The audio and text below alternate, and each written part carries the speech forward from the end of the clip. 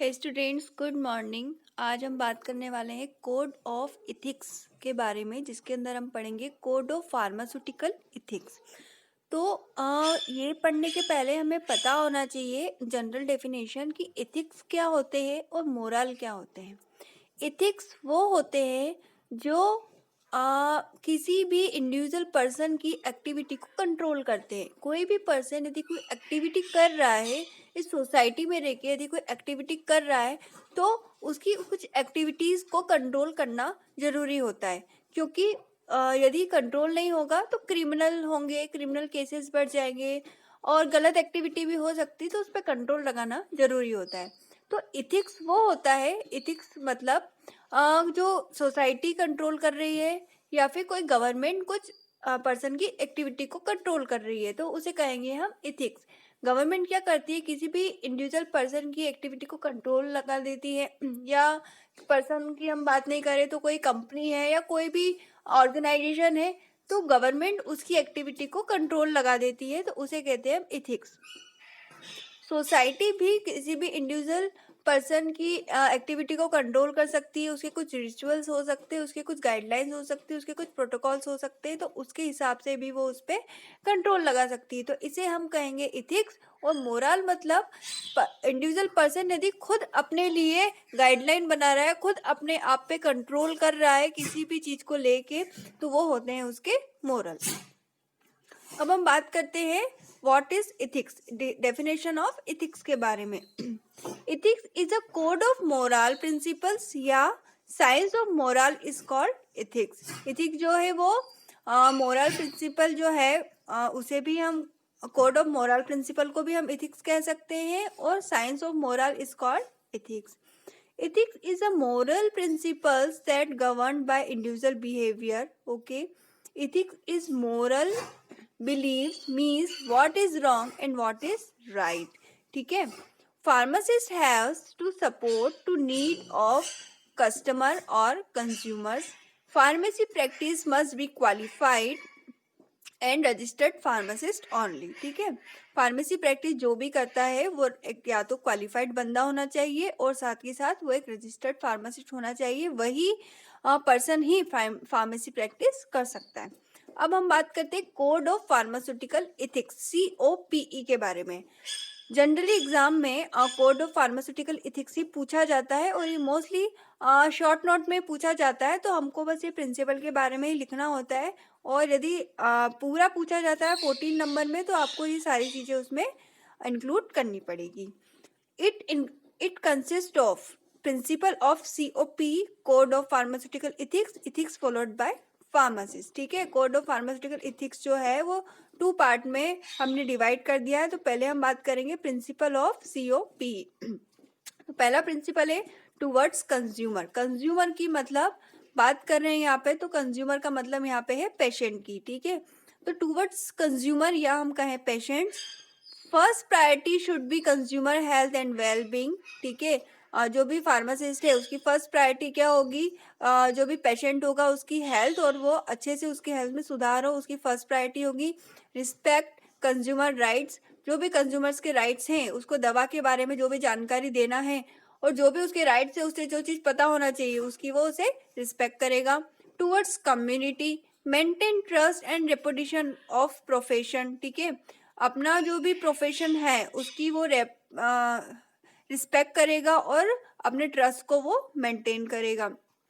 Enhance quality use of medicine in the community, community में जो भी मेडिसिन यूज हो रही है उसकी क्वालिटी को वो बढ़ाएगा।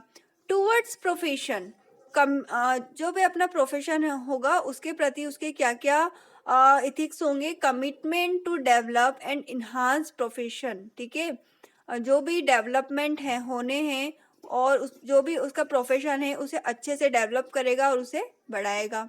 Life long learning about pharmacy. ठीक है, वो पूरे अपने जीवन जो भी उसने दिया है फार्मेसी में, उसे लाइफ लॉन्ग उसमें वो हर चीज़ के बारे में वो लर्न करेगा। ऐसा नहीं करेगा कि मेरे को तो पूरा ज्ञान हो गया, मुझे किसी के बारे में जानकारी नहीं लेनी, ऐसा कुछ नहीं होगा। जो भी न्यू ड्रग आ रही हैं उनके बारे में वो हर टाइम पे अपडेट होता रहेगा और उसको लर्न करता रहेगा।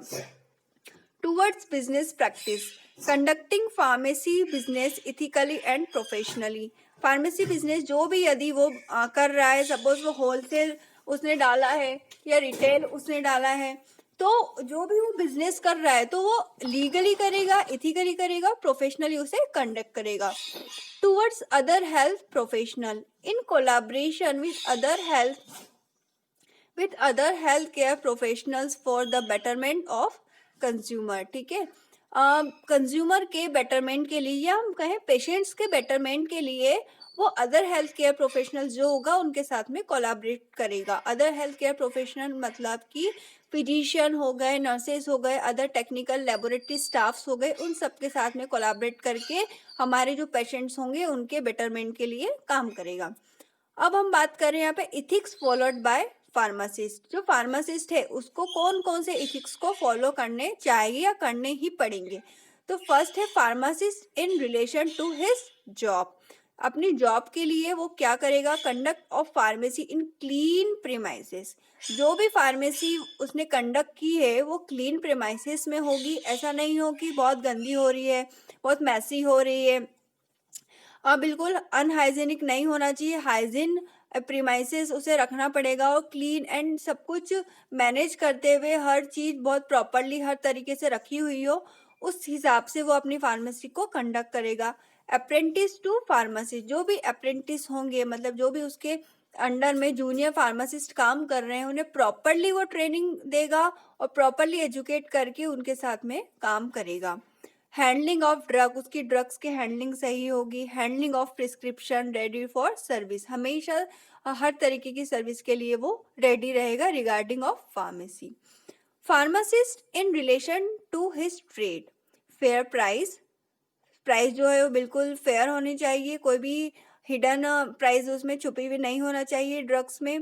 Fair trade practice, purchase drug from authorised source, जो भी ड्रग वो जहाँ से परचेज कर रहा है, जिस भी मैन्युफैक्चरर या मार्केटर से परचेज कर रहा है वो ऑथराइज्ड सोर्स होना चाहिए। नकली दवाई वालों से उसे अपनी ड्रग्स को परचेज नहीं करना चाहिए। अवॉइड हॉकिंग ऑफ ड्रग्स, मतलब कि दरवाजे दरवाजे जाके जो सेल्समैन की तरह उसको दवाइयाँ नहीं बेचना चाहिए। Avoid false advertisement and display, झूठे एडवर्टाइजमेंट ड्रग्स के लिए और जो भी डिस्प्ले है वो नहीं देना चाहिए। ऐसा ना हो कि कोई ड्रग्स के एडवर्स इफेक्ट ज़्यादा हो पर वो ये कह दे ये तो साइड इफेक्ट फ्री है, एडवर्स इफेक्ट फ्री है। ऐसा नहीं करना चाहिए, जो है वही बताना चाहिए। Pharmacist in relation to his medical profession. Pharmacists act as mediators between medical profession and a patient. जो फार्मासिस्ट है वो एक प्रकार से मेडिएटर है पेशेंट और फिजिशियन के बीच में। तो उसे उस सब चीज़ों का ध्यान में रखते हुए अच्छी तरीके से पेशेंट की काउंसलिंग करना चाहिए। Limitation are faced by the pharmacist like diagnosis, prescription writing etcetera.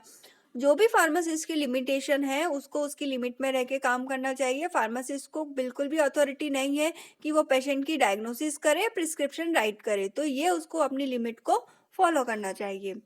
Pharmacist in relation to his profession, legal to professional, उसका जो भी प्रोफेशन है वो लीगली उसको उसमें काम करना चाहिए, जो भी इथिक्स है उसको फॉलो करना चाहिए। वर्क अपलिफ्ट ऑफ प्रोफेशन, अपने जो प्रोफेशन को है और ज़्यादा से ज़्यादा बढ़ाना चाहिए। वेल एजुकेटेड, उसका अच्छा एजुकेटेड होना चाहिए। Should be associated with organisation, should behave professionally, उसका बिहेवियर प्रोफेशनली होना चाहिए। हर इंसान से, हर पेशेंट से उसको ज़्यादा पर्सनल नहीं होना चाहिए, प्रोफेशनली उन्हें उसको डील करना चाहिए और अपने जो भी ऑर्गेनाइजेशन है उसके साथ बहुत अच्छे से कोलैबोरेट होके काम करना चाहिए। तो ये था हमारा code of ethics. Thank you.